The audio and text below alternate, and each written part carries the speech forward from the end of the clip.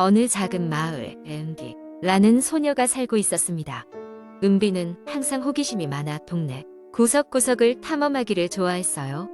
마을 끝자락에는 오래된 폐가가 하나 있었고 그곳에 얽힌 이야기는 아무리 용감한 사람도 섣불리 접근하지 못하게 했습니다. 사람들이 말했길 그 집은 한 가족이 살던 곳이었는데 어느 날 갑자기 사라지고 난 뒤로 그곳에서는 밤마다 이상한 울음소리가 들린다고 했습니다. 은비는 친구들과 그 집을 한 번쯤 구경하고 싶다는 생각을 했습니다. 친구들은 처음엔 두려워했지만 호기심은 두려움을 이기고 결국 그들은 해가 저문 뒤 폐가로 향하기로 했습니다. 그날 밤 달빛마저 흐릿한 가운데 은비와 친구들은 손전등을 들고 폐가 앞에 섰습니다. 집은 예상보다 훨씬 낡아 있었고 창문은 모두 깨져 있었으며 문은 삐걱거렸습니다. 안으로 들어가자 무겁고 차가운 공기가 그들을 감쌌습니다. 벽에는 오래된 가족 사진들이 있었지만 모든 인물의 얼굴은 검은 잉크로 지워져 있었습니다. 친구들은 겁에 질렸고 되돌아가자는 의견도 있었지만 은비는 더 깊숙이 들어가 보자고 했습니다. 호기심에 못 이긴 친구들은 은비를 따라갔습니다. 미로처럼 복잡한 복도를 지나 최후의 방문을 열었을 때 그들은 예상치 못한 광경에 얼어붙었습니다. 방 한가운데에 커다란 거울이 있었고 그 거울 속에는 자신들이 아니라 다른 가족의 모습이 비치고 있었습니다. 가족은 행복해 보이는 표정으로 그들을 바라보고 있었지만 그들의 눈은 전혀 웃고 있지 않았습니다. 그 순간 유리창이 갑자기 차갑게 깨지면서 방 안이 차가운 바람으로 휘몰아쳤고 거울 속 가족은 서서히 일그러지기 시작했습니다. 은비는 두려움에 몸이 굳었고 친구들은 소리를 지르며 밖으로 도망쳤습니다. 그 와중에도 은비는 어떤 소리가 자신을 부르는 것을 들었습니다. 소리는 점점 선명해졌고 마침내 은비는 거울 앞에 멈춰섰습니다. 그녀의 눈앞에 있던 거울 속 가족은 이제 은비를 향해 손을 뻗고 있었습니다. 순간적으로 손전등이 꺼졌고 어둠 속에서 은비는 무언가가 그녀를 감싸는 것을 느꼈습니다.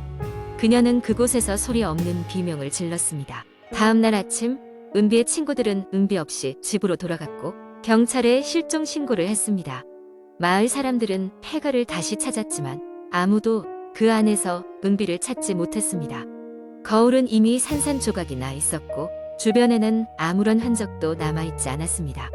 그 후로도 그 마을에서는 해가 지면 집에서 우러대는 소리가 더 자주 들렸다고 합니다. 그 울음소리는 언뜻 들으면 소녀의 목소리 같았고 마치는 은비가 어딘가에서 도움을 요청하는 것처럼 들렸습니다. 그러나 아무도 그 소리를 따라 들어갈 용기를 내지 않았습니다. 그리고 폐가의 전설은 그렇게 끝나지 않았고 사람들은 아직도 그곳을 지날 때마다 속삭입니다. 들어간 사람은 다시는 돌아오지 못한다고 말이죠. 그 마을의 폐가에는 어떤 비밀이 숨겨져 있었던 걸까요? 이제 그 질문에 답할 사람은 누구도 없습니다. 두 번째 이야기. 저는 한적한 시골 마을에서 자랐습니다.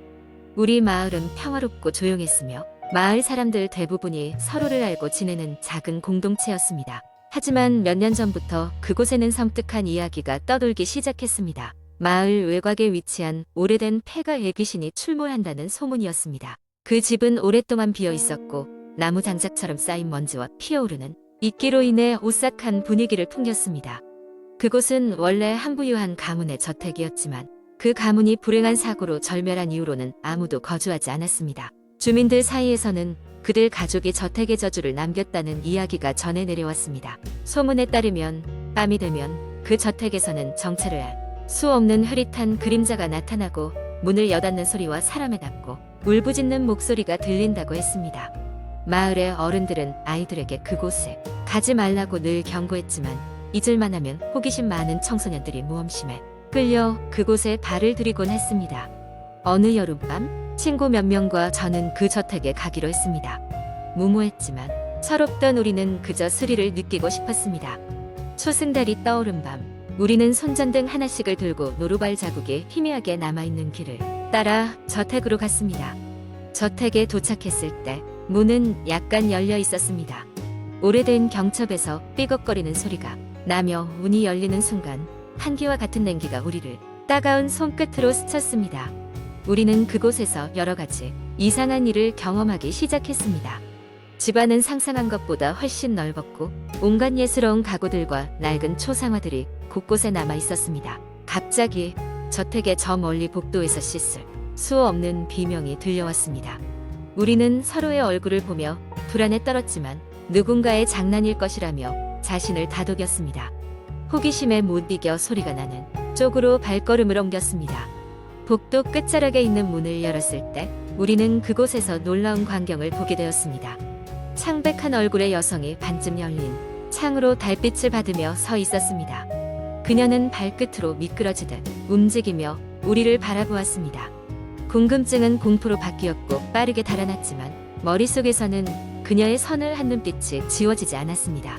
집으로 돌아온 후 우리는 그곳에서 본 일을 서로에게 다시 상기시켜 보았지만 누구도 그때 본 것이 뭔지 확신할 수 없었습니다. 이후 우리는 그 집 근처에 다시 발길을 들이지 않았고 다른 친구들에게도 그곳에 대해 말하지 않았습니다. 하지만 우리의 체험담이 소문으로 번져나가면서 그 저택에 대한 이야기는 점점 더 많은 괴담으로 덧붙여졌습니다. 지금도 가끔 마을에선 밤이 깊어질 때마다 저택 쪽에서 이상한 소리가 들린다는 이야기가 전해지곤 합니다.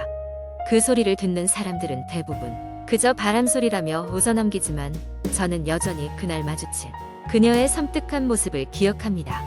시간이 지나도 그 기억만큼은 결코 잊히지 않을 것입니다. 이러한 체험담은 마을 사람들 사이에서 공포의 전설로 자리 잡았고 새로운 방문객들이 그곳을 찾을 때마다 이 이야기는 다시금 새롭게 되살아나곤 합니다. 세 번째 이야기.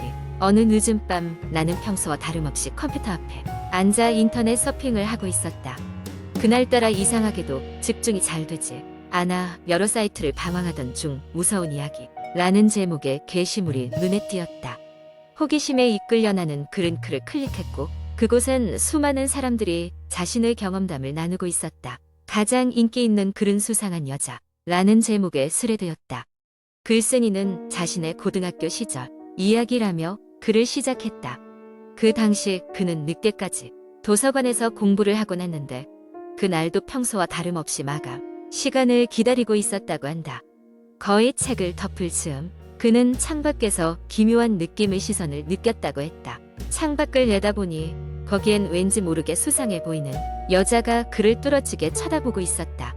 그녀의 눈동자는 너무나 어두워서 마치 빈 껍데기처럼 보였다고 했다.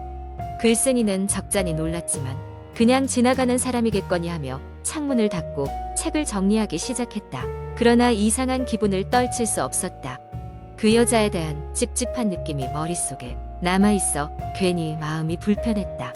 마감 시간이 되자 그는 도서관을 나와 집으로 향했다. 그런데 뒤에서 발소리가 들리기 시작했다. 발걸음을 멈추면 같이 멈추고 다시 걷기 시작하면 또다시 들려오는 그 발소리는 그를 더욱 불안하게 만들었다. 두려움에 휩싸인 나머지 그는 경찰서 쪽으로 방향을 바꾸었다. 다행히 몇 분 후 경찰서에 불빛이 보였고 그제서야 뒤를 돌아볼 용기가 생겼다. 그러나 그곳엔 아무도 없었다. 순간 자신이 괜히 쓸데없는 걱정을 한 것 같아 무안해진 그는 집으로 발길을 돌렸다. 하지만 집에 돌아와서도 찝찝한 기분은 지워지지 않았다. 잠을 이루지 못한 그는 계속해서 창문을 확인했다. 그리고 새벽 3시 즈음 그는 자신도 모르게 창문을 바라보고 있던 자신을 발견했다. 그리고 창밖에는 여전히 그 여자가 서 있었다. 마치 창문을 뚫어져라 쳐다보고 있는 것처럼 말이다. 아침이 되자 상황은 다시 평범해졌다. 학교에 가서 친구들에게 이야기를 했지만 아무도 믿어주지 않았고 그는 결국 스스로 자신의 착각일 것이라고 합리화를 했다. 그러나 그날 밤 그리고 그 다음날 밤에도 꿈에서 그 여자가 나타났다. 그녀의 얼굴은 매일 밤 더 또렷해졌고 그녀의 눈은 점점 더 깊은 어둠으로 그의 정신을 침범했다. 심지어 그는 깨어있을 때도 정체불명의 발소리를 듣곤 했다. 이런 일이 반복되기를 몇 주, 그의 생활은 완전히 엉망이 되었다. 불면증은 심해졌고 학교 성적은 바닥을 치기 시작했다. 친구들은 그의 변한 모습을 걱정스레 바라보았다. 그러던 중 어느 날 그는 도서관에서 우연히 한 권의 오래된 신문을 발견했다. 그리고 그 신문에서 오래전에 발생한 끔찍한 사건에 대한 기사를 읽게 되었다. 기사의 내용은 도서관 근처에서 살해된 여고생에 관한 것이었고 가장 마지막에 실린 희미한 사진 속 여자의 얼굴은 그가 꿈에서 봤던 여자와 너무도 흡사했다. 두려움에 휩싸인 그는 이 모든 것을 친구들에게 털어놓기로 결심했다. 놀랍게도 그의 친구 중 한 명이 비슷한 경험을 겪은 적이 있었다며 그를 진심으로 도와주기로 했다.